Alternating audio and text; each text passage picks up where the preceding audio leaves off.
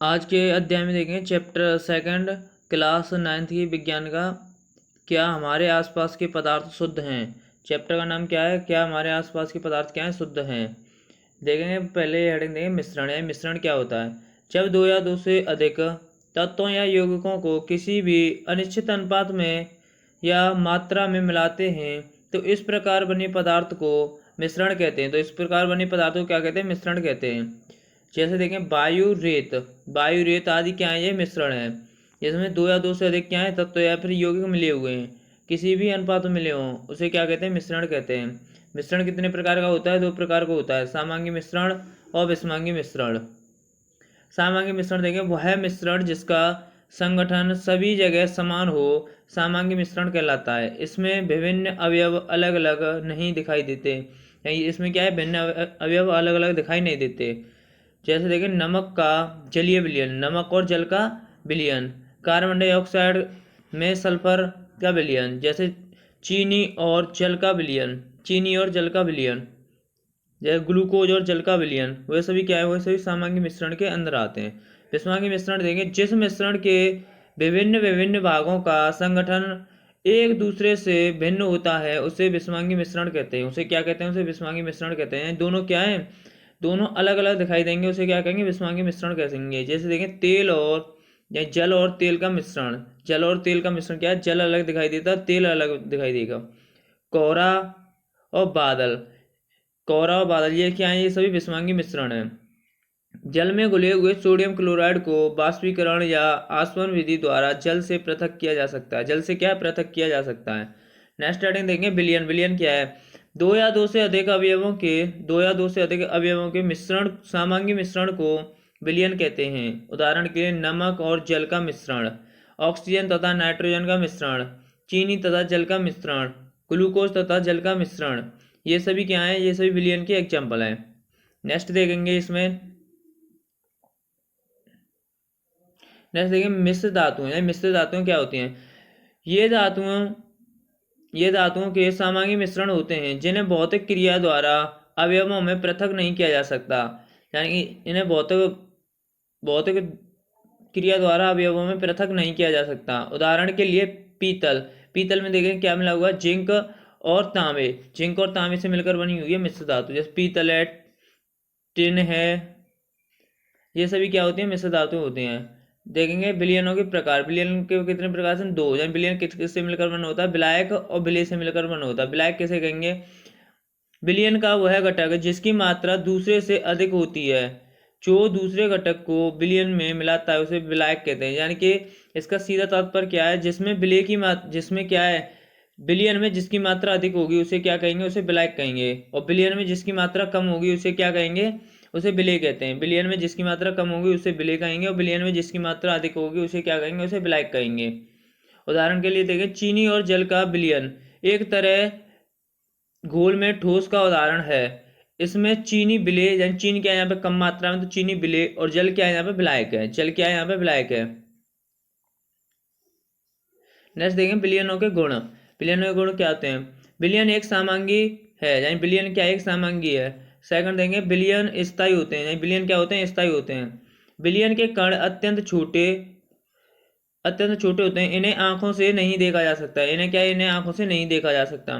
Next point देखेंगे विलयन के कण गुजरती हुई प्रकाश किरणों को फैलाते नहीं है, यानी विलयन के कण क्या, गुजरती हुई प्रकाश किरणों को फैलाते नहीं है। इस कारण से विलयन में प्रकाश का मार्ग दिखाई नहीं देता है। इस प्रकार विलयन में प्रकाश का मार्ग दिखाई नहीं देता है। नेक्स्ट देखेंगे संतृप्त विलयन। संतृप्त विलयन क्या है, दिए गए निश्चित ताप पर यदि विलयन में विलेय पदार्थ नहीं घुलता है तो उसे संतृप्त विलयन कहते हैं। इस ताप पर संतृप्त विलयन में विलेय पदार्थ की मात्रा उसकी घुलनशीलता होती है। क्या होती है, उसकी घुलनशीलता होती है। असंतृप्त विलयन देखें क्या होता है, यदि विलयन में विलेय पदार्थ की मात्रा संतृप्तता से कम हो तो उसे असंतृप्त विलयन कहते हैं। विलयन की सांद्रता, विलेय पदार्थ की वह मात्रा जो विलयन के किसी दी गई मात्रा अथवा आयतन में उपस्थित हो उस विलयन की सांद्रता कहलाती है। उस विलयन की क्या कहलाती है, सांद्रता कहलाती है। विलयन की सांद्रता देखें क्या है, विलेय की मात्रा अपॉन विलयन की मात्रा, या विलेय की मात्रा अपॉन विलायक की मात्रा। ये क्या है, विलयन की सांद्रता निकाल ले सकते हैं। विलयन के द्रव्यमान प्रतिशत को निकालेंगे तो विलय के पदार्थ का द्रव्यमान और विलयन का कुल द्रव्यमान, विलयन का कुल द्रव्यमान गुणा कर देंगे 100 का। 100 का गुणा किस लिए गया, परसेंटेज के लिए यानी प्रतिशत के लिए। विलयन के आयतन प्रतिशत को निकालेंगे तो क्या लिखेंगे, विलयन या विलय पदार्थ का द्रव्यमान बट्टे विलयन का कुल आयतन, क्या लेंगे, विलयन का कुल आयतन गुणा 100। 100 किसके लिए, परसेंटेज के लिए। नेक्स्ट देखेंगे निलंबन क्या है। ऐसे विषमांगी घोल जो ठोस द्रव में परिक्षेपित हो जाते हैं निलंबन कहलाते हैं। निलंबन में विलय पदार्थ के कण नहीं घुलते, यानी निलंबन में क्या है, विलय पदार्थ के कण नहीं घुलते। निलंबन कण आंखों से देखे जा सकते हैं। निलंबन कण क्या है, आंखों से देखे जा सकते हैं। निलंबन के गुण, यह एक विषमांगी मिश्रण है। निलंबन क्या है, एक विषमांगी मिश्रण है। विषमांगी मिश्रण क्या होता है, सभी के कणों को देखा जा सकता है। निलंबित कणों को आंखों से देखा जा सकता है, इन्हें क्या है, आंखों से देखा जा सकता है। छानन विधि द्वारा निलंबन कणों को मिश्रण से पृथक किया जा सकता है, जहाँ छान के क्या है, इन्हें अलग कर सकते हैं। और निलंबन अस्थायी होते हैं। निलंबन क्या होते हैं, अस्थायी होते हैं। नेक्स्ट देखेंगे कोलाइडी विलयन। कोलाइडी विलयन क्या है, ऐसे विलयन जिनमें विलय के कणों का आकार 10⁻⁻5 से 10⁻⁷ सेंटीमीटर के मध्य होता है, तो इस प्रकार के विलयनों को कोलाइडी विलयन कहते हैं। कोलाइडी विलयन विषमांगी प्रकृति के होते हैं एवं इन्हें सूक्ष्मदर्शी की सहायता से देखा जा सकता है। एवं इन्हें क्या, सूक्ष्मदर्शी की सहायता से देखा जा सकता है। टिंडल प्रवाह, टिंडल प्रवाह क्या होता है,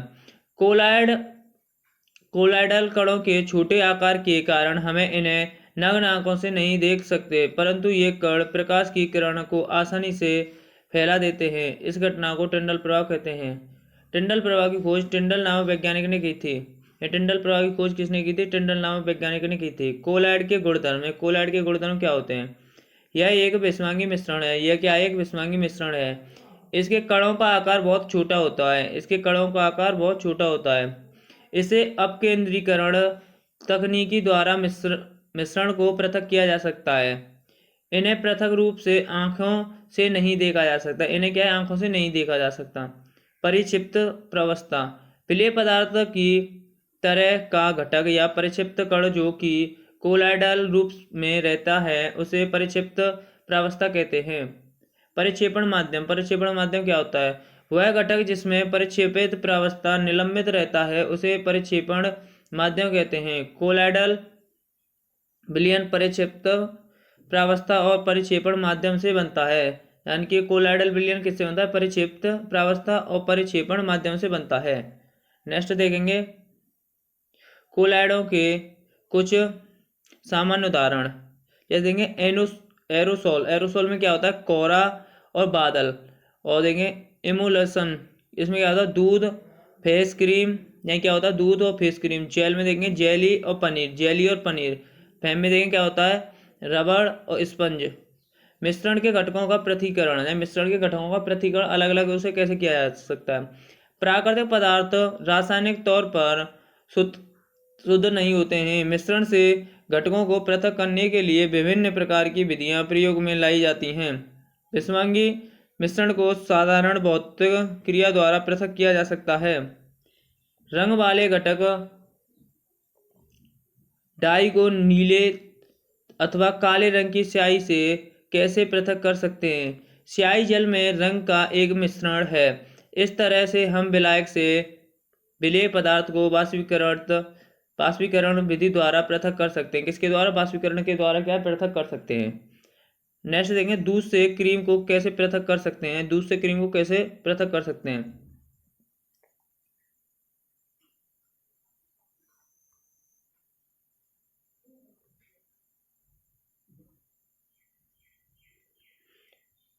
कभी कभी द्रव में मौजूद ठोस कण इतने छोटे होते हैं कि ये छानक पात्र से बाहर निकल आते हैं। ऐसे मिश्रण को अब केंद्रण विधि द्वारा पृथक किया जाता है। यानी दूध से क्रीम को निकालना, ये कौन सी विधि पर, अब केंद्रण विधि पर निर्भर करता है। नमक तथा अमोनिया क्लोराइड के मिश्रण को कैसे पृथक किया जा सकता है, कैसे अलग किया जा सकता है।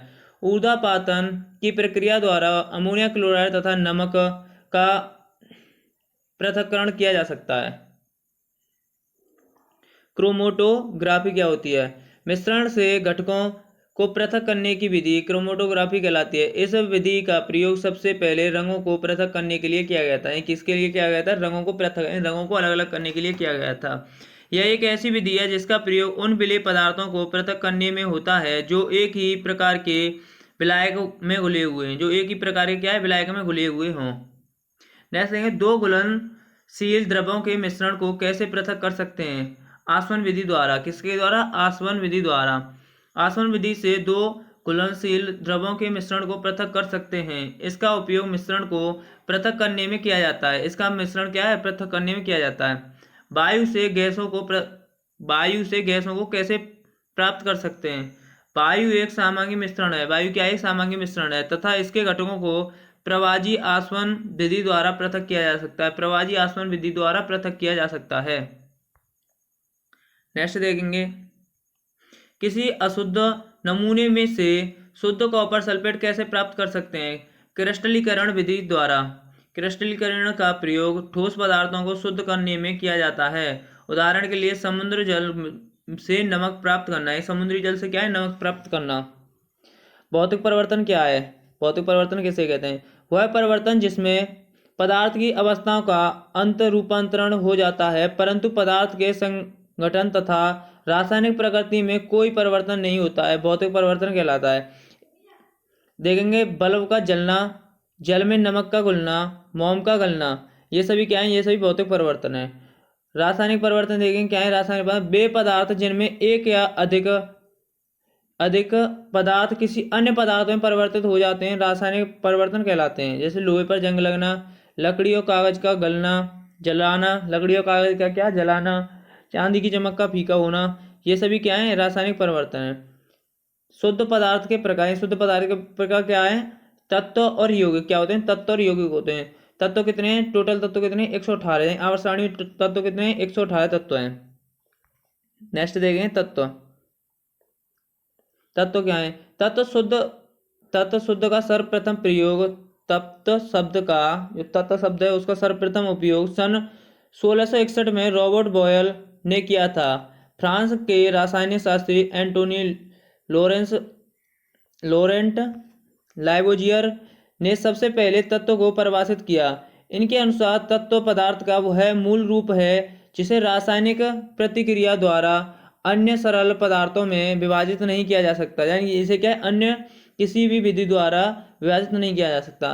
पदार्थों को साधारणतः धातु, अधातु तथा उपधातु में विभाजित किया गया है। धातु, अधातु तथा उपधातु में विभाजित किया गया है। यानी कि केमिस्ट्री के जनक कौन है? रसायन शास्त्र के जनक कौन है? यहाँ पे एंटोनी लॉरेंस और लैवेजियर। कौन है ये? धातु देखें, धातु क्या है? धातुएं चमकीली होती हैं। धातुएं क्या है? चमकीली होती हैं। सेकंड पॉइंट देखें, धातुएं तापीय विद्युत की सुचालक होती हैं। तापीय विद्युत की सुचालक होती हैं। थर्ड पॉइंट देखें, धातुएं तन्य होती हैं। धातुएं क्या है? तन्य होती हैं। और फोर्थ पॉइंट देखें, धातुएं आघातवर्ती होती हैं।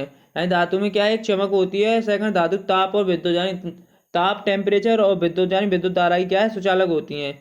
तीसरा पॉइंट देखें, धातुएं तन्य होती हैं। यानी कि अगर धातुओं को पीटेंगे तो ये क्या है? ये चादर की तरह फैलती जाएंगी।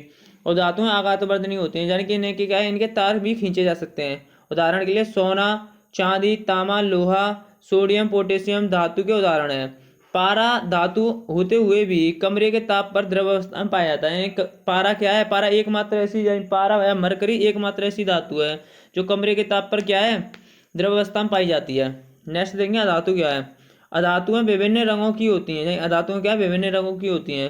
अधातुएं ताप व विद्युत की कुचालक होते हैं। अधातुएं क्या है? ताप और विद्युत क्या है? कुचालक है। यानी कुचालक इनमें होकर विद्युत धारा प्रवाहित नहीं होती है। धातुएं चमकीली, प्रतिध्वनिपूर्ण, आघातवर्धक नहीं होती हैं। यानी ये चमकीली नहीं होती हैं, आघातवर्धक नहीं होती हैं। उदाहरण के लिए hydrogen, oxygen, iodine, carbon, bromine और क्लोरीन, ये क्या है? इसके एग्जाम्पल। उपधातु देंगे, उपधातु क्या होती हैं? कुछ तत्व धातु और अधातु के बीच के गुणों को प्रदर्शित करते हैं जिन्हें अधातु कहते हैं। जैसे boron, silicon, germanium. Boron, silicon, germanium. Next देखेंगे, यौगिक। यौगिक क्या होते हैं? यौगिक वह पदार्थ है जो दो या दो से अधिक तत्वों के अधिक तत्वों के नियत अनुपात में रासायनिक तौर पर संयोजन करते हैं उसे क्या कहते हैं, उसे यौगिक कहते हैं। जैसे देखें H2O क्या है यहाँ पर, यौगिक है। जैसे देखें NaCl क्या है यहाँ पर, यौगिक है, जल और सोडियम क्लोराइड। जैसे देखें H2SO4 क्या है यहाँ पर, सल्फ्यूरिक अम्ल। जैसे HCl क्या है, हाइड्रोक्लोरिक अम्ल। ये सभी क्या है कि जो भी यौगिक दो या दो से अधिक तत्वों से मिलकर बने होते हैं उसे क्या कहते हैं, उसे यौगिक कहते हैं। जैसे देखेंगे C6H12O6 ये क्या है, ग्लूकोज है। फिर उसके बाद देखेंगे C12H22O11 ये क्या है, चीनी का फॉर्मूला है, O11। ये सभी क्या है। अब देखेंगे मिश्रण और यौगिक में अंतर। तत्व या यौगिक केवल मिश्रण बनाने के लिए मिलते हैं, या तत्व या यौगिक क्या मिश्रण बनाने के लिए मिलते हैं, लेकिन तत्व क्रिया करके नए यौगिक का निर्माण करता है। किसका करता है, नए यौगिक का निर्माण करता है। मिश्रण का संगठन परिवर्तनीय होता है। मिश्रण का संगठन क्या होता है, परिवर्तनीय होता है। नए पदार्थों का संगठन सदैव स्थायी होता है। नए पदार्थों का संगठन क्या होता है, सदैव स्थायी होता है। मिश्रण उसमें उपस्थित घटकों के गुणधर्मों को दर्शाते हैं। मिश्रण उसमें उपस्थित संगठनों या घटकों के गुणधर्मों को दर्शाते हैं। नए पदार्थों के गुणधर्म पूरी तरह से भिन्न होते हैं। नए पदार्थों के गुणधर्म क्या है, पूरी तरह से भिन्न होते हैं। घटकों को भौतिक विधियों द्वारा सुगमता से पृथक किया जा सकता है, यानी कि इन्हें क्या अलग किया जा सकता है भौतिक विधियों द्वारा। मिश्रण को, घटकों को केवल रासायनिक या वैद्युत रासायनिक प्रतिक्रिया द्वारा ही पृथक किया जा सकता है। इन्हें केवल क्या है, रासायनिक या फिर बहुत रासायनिक विधियों द्वारा ही क्या है ना पृथक किया जा सकता है। जैसे H2O बन गया, H2O तो इन्हें क्या है, रासायनिक विधि द्वारा क्या पृथक कर सकते हैं। या फिर NaCl बन गया, इसे क्या है, रासायनिक विधियों द्वारा पृथक कर सकते हैं। तो ये सभी क्या है। वीडियो को शेयर करें, लाइक करें। चैनल PCM 2811 है। मिलते हैं अगली वीडियो में।